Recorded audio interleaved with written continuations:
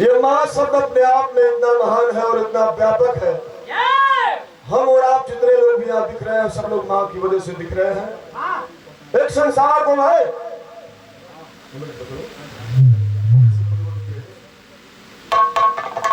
देखो संसार के पैदा करे वाली माई जगरे पूजा करे खातिर लोग आज वही धाम विंध्याचल धाम जीवदानी माता बंदा माई कलकत्ता के काली माई कई विशेष पूजा करके शारदीय नवरात्र में काली कलकत्ते वाली काली जो पूजा है मशहूर पूजा है।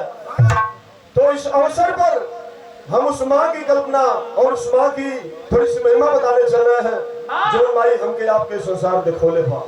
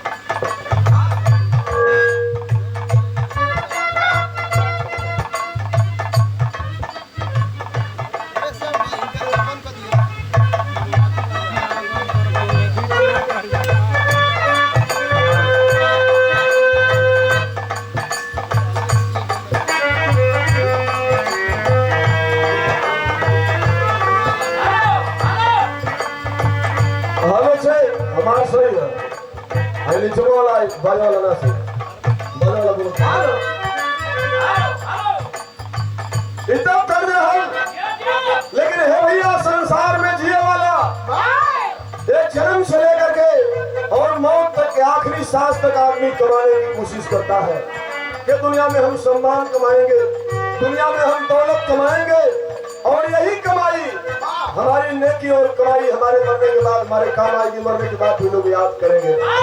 ये ललसा रहेगा, लेकिन माँ के द्वारा दिया गया उपहार, माँ के द्वारा दिया गया ये जन्म का आशीर्वाद, ये दुलार, ये जीवन हमारी कमाई के बहुत ऊंचा और बहुत आगे हो जाता है। कभी लिख रहे हैं क्या?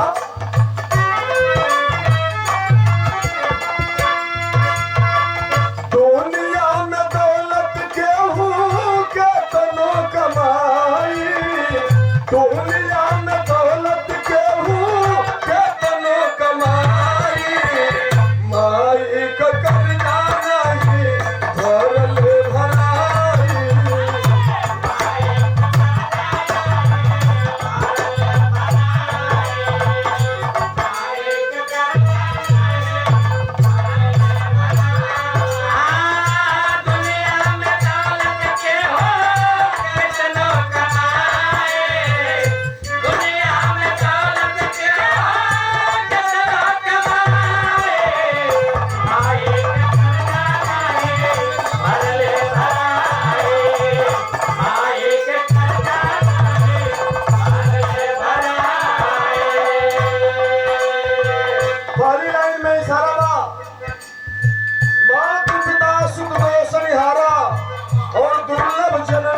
संसारा किसी विद्वान ने लिखा है कि माता पिता को संतुष्ट करने वाला संसार में शायद ही कोई ऐसा बच्चा होगा जो अपने माँ और बाप को अपने व्यवहार से और अपनी कमाई से अपने द्वारा अपने माता पिता को संतुष्ट कर दे। ऐसा होना बड़ा मुमकिन है, नामुमकिन है। केवल एक उदाहरण आता है श्रवण कुमार का, इसके बाद किसी का आता होता नहीं है। बहुत सारा लोग कहते हैं तो मार के लिए सेवा करी। आगे के लाइन में लिखा गया माल का पिता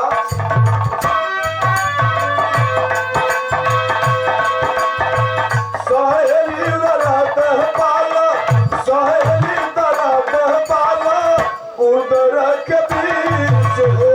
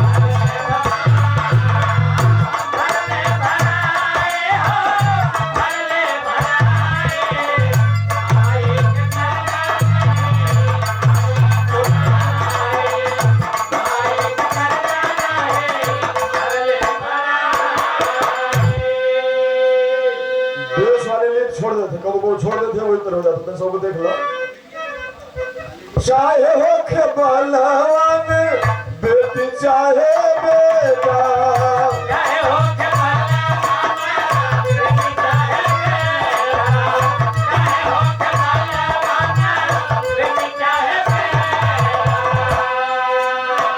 माई के करनिया के कबो जान लेता,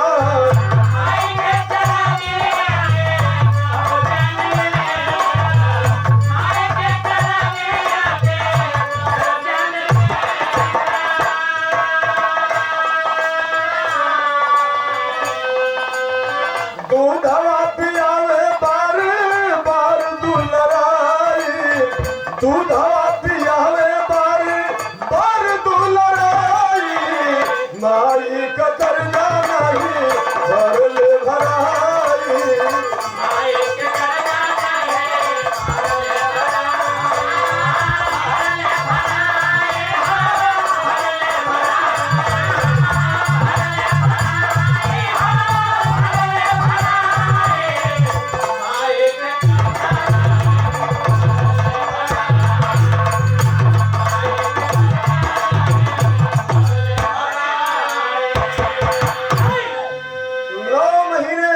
अपने पेट में पाल करके बच्चे को इस दुनिया में जो पैदा करती है माँ, तो सारा दुख और सारा तकलीफ कहने का मतलब है कि संसार का जो सबसे बड़ा दुख है वो प्रसव पीड़ा है। इतनी बड़ा दर्द और इतना बड़ा दुख दुनिया में कभी होता नहीं है। इंसान की जिंदगी में उसे चोट लग जाए, भाले की चोट लग जाए, लाठी की चोट लग जाए, बम बंदूक की चोट लग सकती है, चाहे जितना भी दर्द हो जाए, हजारों टुकड़े काट दिया जाए, चाहे जितना भी दर्द हो जाए, लेकिन माँ के प्रसव पीड़ा के बराबर वो दर्द हो नहीं सकती। तब कहा है कि जन्मत मरत दूसरा दुख होई, और मौत के समय भी उतना ही पीड़ा होती है। लेकिन माई जब अपने बेटा के अपनी आंख के सामने देखे ले, जब अपनी गोद में उठावे ले, तो सारी दुनिया के दर्द के भुला जाए और अपने हृदय से अमृतपान, हृदय से लगा करके बेटे को अमृतपान कराती है। तब लिखा गया कि माई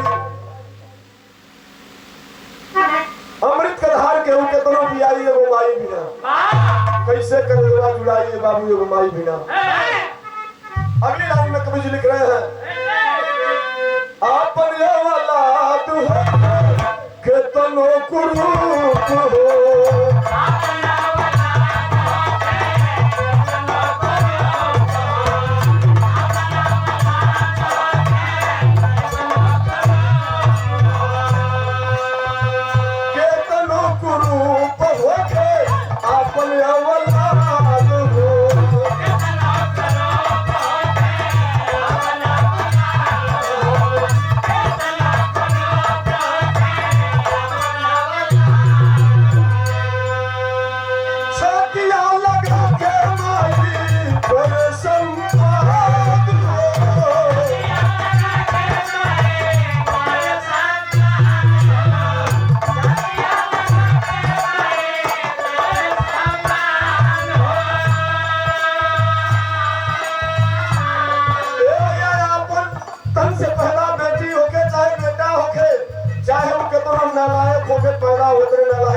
सकेला, लेकिन चाहे वो सुंदर होके, चाहे एक आंख को काटा होके, वो भले को कान गाय होके, लेकिन माई अपने बेटा के कौने रूप में देखे, गोलिया में खिलाई दूधवा पिलाई तो कही हमारा बेटा डिप्टी बनी, हमारा बेटा कलेक्टर बनी, हमारा बेटा पीएम बनी, कप्तान बनी।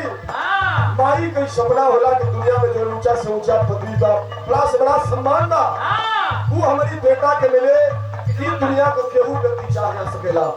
मेरे माई को समान की रुबाना मास्टर रामेश्वर यादव जी अक्षरलाल भाई को गुजरात हो कि कब हमें जोड़ता करता